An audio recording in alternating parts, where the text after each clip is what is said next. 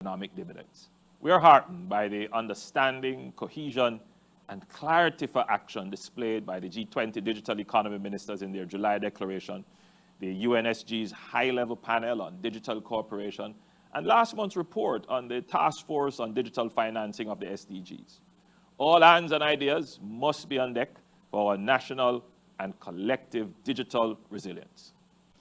Mr. President, myself as co-convener of the high-level event on financing for development in the era of COVID-19 and beyond, along with Secretary General Guterres and Prime Minister Trudeau, remain committed to facilitate the process of developing concrete and global solutions and actions to enable countries to respond and recover better from what the Secretary General refers to as the world's first development emergency.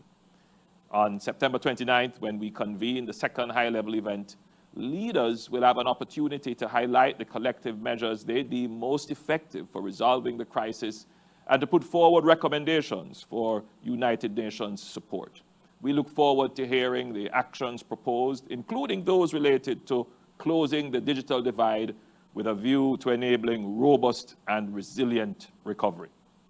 Mr. President, we note with grave concern UN reports that women and girls continue to face discrimination globally and that there are persistent gaps in their participation in economic activity, decision-making, and political leadership.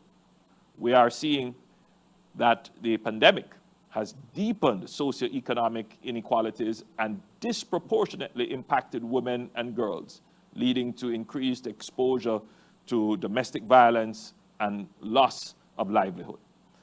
We are taking measures to ensure that our national recovery efforts include a gender perspective and harness the full potential of all members of our society as leaders, innovators, and agents of economic, social, and environmental change.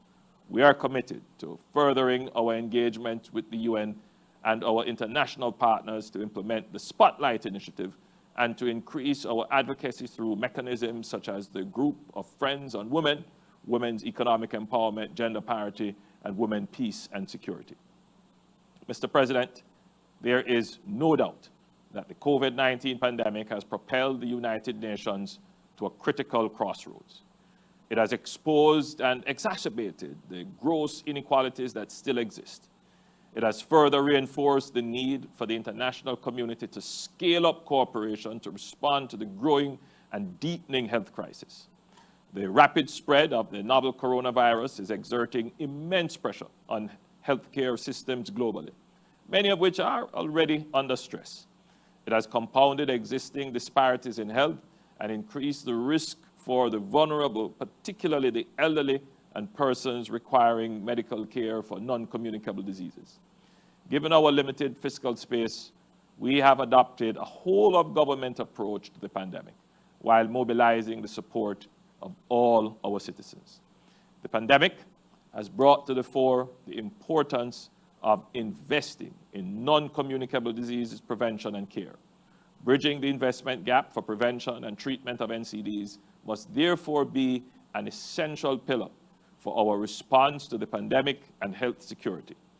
We thank our bilateral and international partners, including PAHO and WHO, for their invaluable support and advice in our efforts to address this health crisis and its socio-economic impact.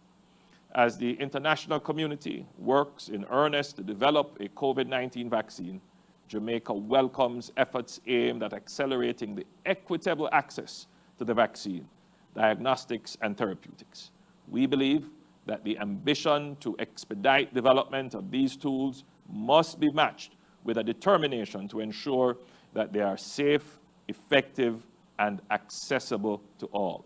Mr. President, in keeping with our commitment to the full realization of the 2030 Agenda for Sustainable Development, Jamaica is deeply invested in finding solutions at the national, regional, and multilateral levels to respond effectively and decisively to this pandemic. The immense challenges demand that as a global community, we combine our efforts in a sustained and coordinated manner to identify opportunities for effective remedial action.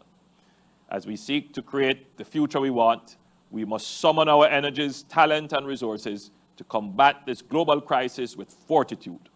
We must, Mr. President, act collectively, decisively, and immediately. Our decisions now will determine the kind of future we create. Let's together do the right thing. I thank you.